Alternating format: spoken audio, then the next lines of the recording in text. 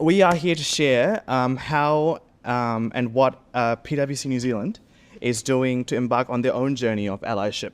How we, Rob and I, hold our authentic selves while serving the kaupapa of inclusion, diversity and equity for PwC and also our community that sit on our site, Mahi. How we consistently bring up the needs for a rainbow whānau in this corporate org. Rob here works for our internal firm services as the country's inclusion and diversity manager, and I'm as shared consultant based in Pōneke for our social equity practice. We also both sit on the Shine Aotearoa board, which is the part of the global network for rainbow people in PwC, the world. Content morning, we will be talking about CP, conversion practices again, and other lived experience sharing. Now, I'm a crier, so I've scripted myself because this is my coping mechanism. What we wanted to start off with is our PwC karakia, and this is to set the tone, and we do this in every one of our meetings. So, toia maunga aho te pō, toia maunga aho te ao, rena rena te taukai a tāngata, rena rena te taukai a wānanga, kia kōkiri, kia tuarangi, kia whakamaua, kia tina, tina, haumi e, hui e, tāki e, kia ora.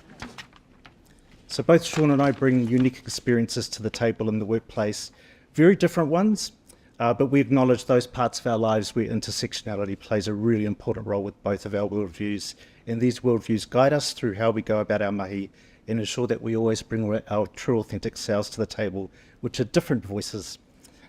Sharing our individual stories has garnered executive sponsorship of the mahi around allyship, which is what we're here to share with you today. Why we care? We care because behind us and on our shoulders we carry the cries of our ancestors oppressed by a colonial regime, and also our individual lived experiences navigating our own identity in the world.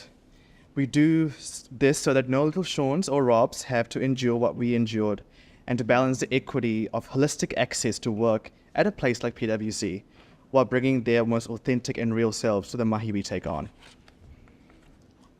So ko ai au, ko Rob Sykes tōku ingoa, ko hihim ia oku tūkapi, he Māori ahau, he Pākehā ahau, he takatāpui ahau, nō reira tēnā koutou katoa. I whakapapa to Ngāpuhi iwi from a very rural community called Pipiwai in the far north. I'm the youngest of 5 children, to my mum of Māori descent, to my papa, late papa, of Pākehā descent.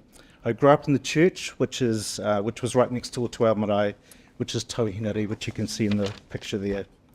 This intersection of church, marae, and living so rural meant that I tried to live up to the unrealistic expectations of my elders. As a consequence, I never came out until I was 30.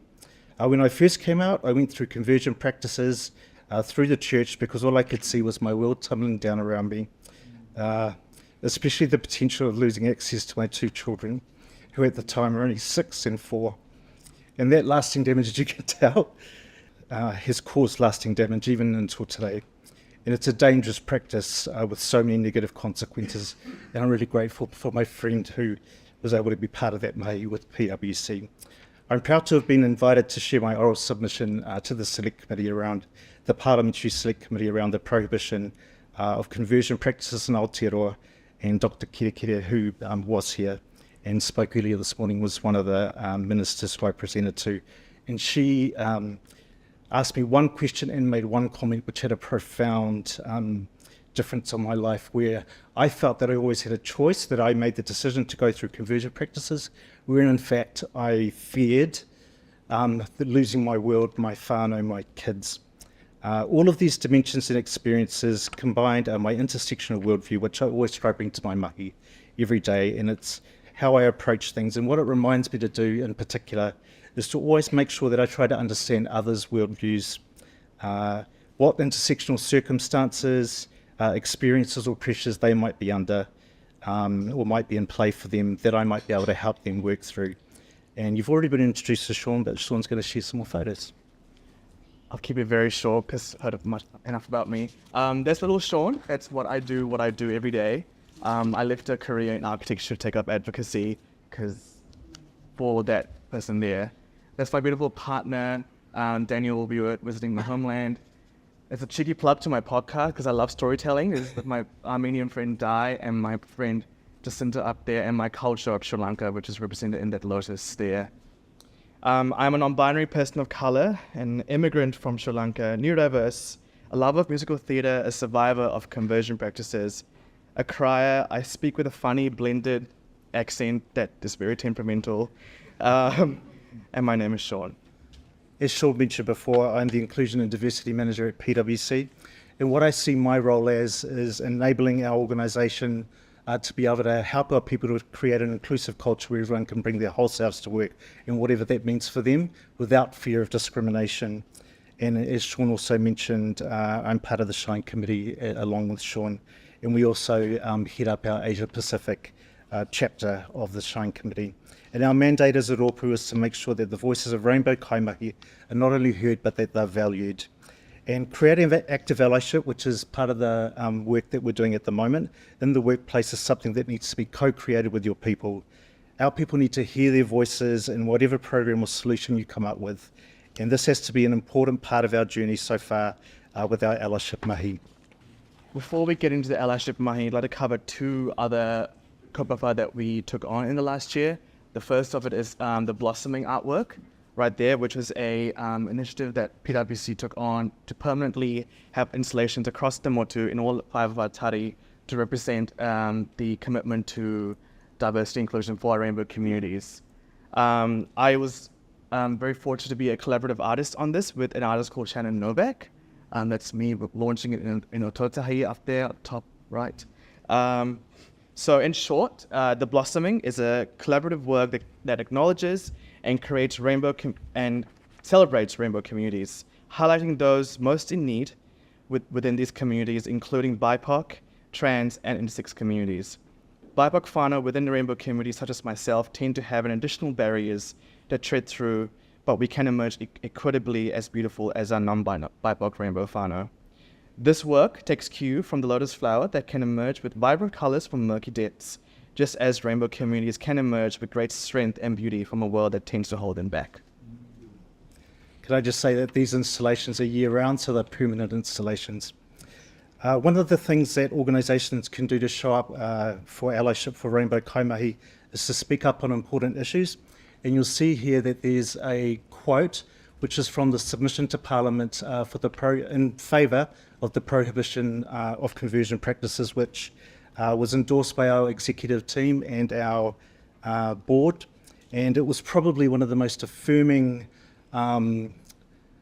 moments for our rainbow kaimahi to see that our organisation absolutely supported them and took a stance in the first place, which I think is pretty incredible. This was actually before I started, so it was really nice to be able to come along and know that I work for an organisation that's like this. And I guess having executive sponsorship is what's really important to the work that we are part of and to getting traction. So onto the allyship mahi, which we're here to talk about. The whakapapa to this is that Rob and I were very fortunate to go to a global Shine Summit in Sydney this year, which coincided with World Pride. And one of the biggest takeaways we learned was that, because all of us in the room all rainbow kaimahi, that we were very exhausted doing both our contractual jobs while also upholding cultural competency in the workplace. And we were like, the allies need to do more work. And hence, we took that on, drafted up some on-the-plane notes, and came and birthed this.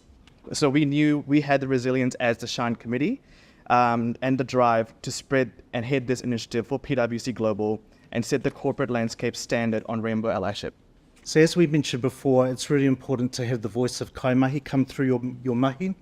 We're following, thanks to Shawn being a consultant, we are absolutely running this like a consulting program. And so we have a deadline that we have to meet by July next year. No pressure, right? So I won't walk through the stages, but we're currently at the point where we're analysing the data. And the way that we collected that data was in two ways. They could fill out an anonymous survey, or they could have an interview with either Shawn or myself. Now, hot off the press, this afternoon we got some insights because the team are analysing the data at the moment. So our two data analysts weren't part of the collecting, so they've been inputting it into the spreadsheet for us. So they were talking about how, for the most part, it seems like both formats, so that's responses via the survey or being interviewed by either Shawn or I, that people feel strongly about the importance of education, and most are very positive towards the steps PwC takes and the atmosphere at PwC. Something that seems to be a little bit different and is generally more personal anecdotes from the online responses. That's very tentative, though, at this point from those that have been input. However, with the responses from in-person interviews through Shawn and I, they tended to share far more personal stories around, and that was from our rainbow kaimahi, and also our allies as well.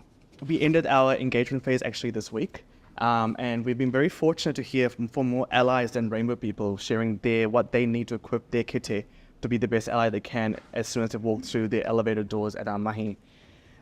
We have heard a call for safer education on terminology and how they can be co-advocates as well as allies. We have identified cross-network diversity opportunities as well to explore that intersectionality and how we can support them. For example, a families network collaboration where we can co-design and with parents and caregivers of Rainbow Tamariki and Rangatahi while working at PwC. That looks like sick leave policy, etc. Rob opened us with karakia, and I will close us with karakia with PwC. One, tukuna nā aho o te wānanga, kia wātia te wairua, kia maurito, kia mauriora, homie, huie, tāhie. Kia ora. Thank you.